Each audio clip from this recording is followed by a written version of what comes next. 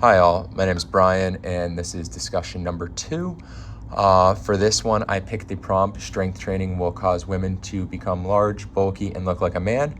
Therefore, women should use different critical variables than men. So let's get started here. So we're going to start with the fallacy.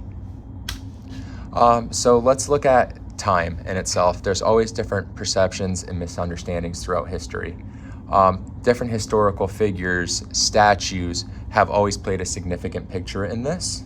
When I always think back, a few thousand years, you always hear Cleopatra was one of the most beautiful people of all time. And because of that, society has this ideology about it.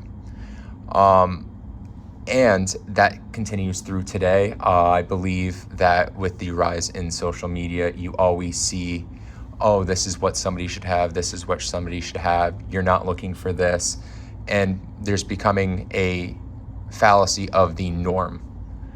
So let's really get back to when this myth became big. We're going to go back to the 1980s.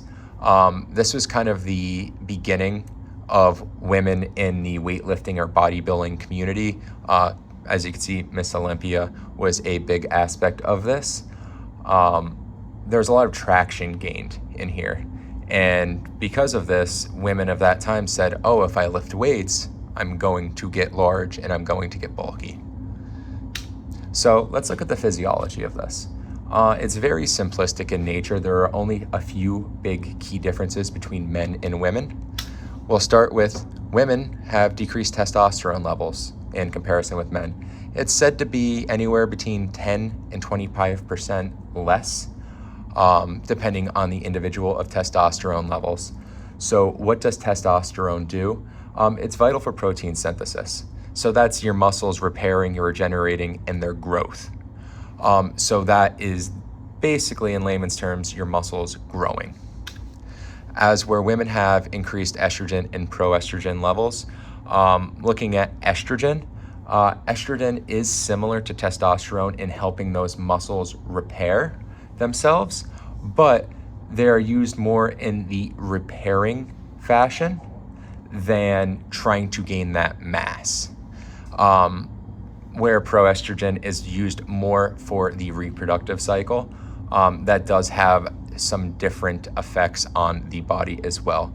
But getting back to estrogen, when looking at that, it's more for that maintenance of the body and the muscles. So does strength correlate with muscle size? You might see somebody that is a large human being and assume they are very strong. Well, that might be accurate, but the data actually suggests that it's muscle density over muscular size. Granted, those might correlate together, but it is more of that muscular density. Women don't tend to gain larger muscles due to the decreased testosterone levels. And because of that, and it's having that maintenance, their density increases, which will increase their strength in turn. So what are the benefits to strength training? There's a bunch on here. I picked a few that I felt were the most significant. So bone density. In women, osteoporosis, osteopenia is definitely on that list of things you want to try to prevent. So by lifting weights, you're going to have that increased bone density. Along with that, you're going to have ligament and tendons strengthening themselves. You're putting them under different forces. Therefore, they are going to gain that strength. You're going to have an increased metabolism. So that kind of goes hand in hand with men and women.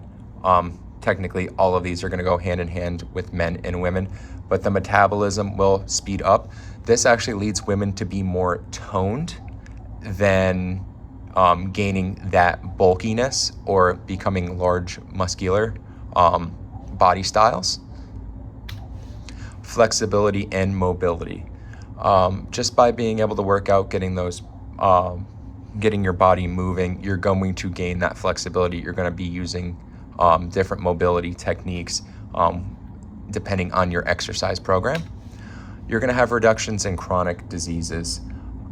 Different cancers, for example, have shown mass reductions in those who work out, strength train on a regular basis. And mental health. A lot of people use exercise as their mental stressor to help them get rid of those stressors in their lives. So let's go to the flip side of how would somebody gain mass if they wanted to in the women training. So your biggest thing is that surplus of calories. Everybody's heard matter can't be created nor destroyed, that type of thing. So to gain matter or mass, you're going to have something go into it. So that's going to be your calories. Proper distribution of macronutrients. Obviously, you have your proteins, you have your fats, you have your carbs. You want to make sure you have a proper distribution of all of those. Obviously, with women, you would like to be, about that 1.8 grams per kilogram of body weight. That is kind of the number you'd be shooting for there for mass gaining. Supplementation. Obviously, men and women, hormones, everything is a little bit different in the body. So some different supplements. I found that, taking, a whey protein or some different proteins, creatine or some branched chain amino acids can be beneficial in gaining strength and size. And let's look at the exercise program and the method in which you're training.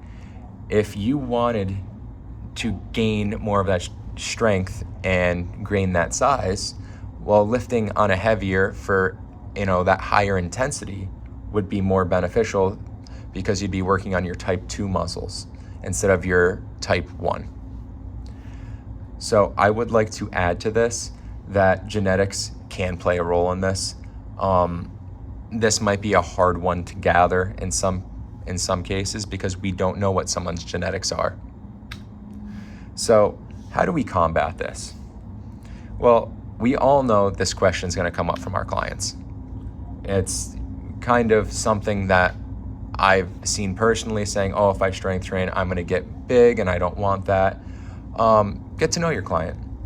See what their goals are. See what they want. I don't like to do comparisons, but I've worked with many high-level athletes throughout my career. Look at some of these athletes. I'll use field hockey, for example. They're in the weight training room as much as any other sport, but you don't usually see your field hockey players in a bulky manner. So getting to know them, being able to reassure them, educating them. Say, hey, this is the difference between men and women. This is how we're going to design your program. We're going to try to do it in this way. And trying to reassure them that this is something that we're not going for, but alterations might need to be made on that program. And that's okay. Every day is a little bit different, and we got to make adjustments as we go on. All right. Hope you all enjoyed.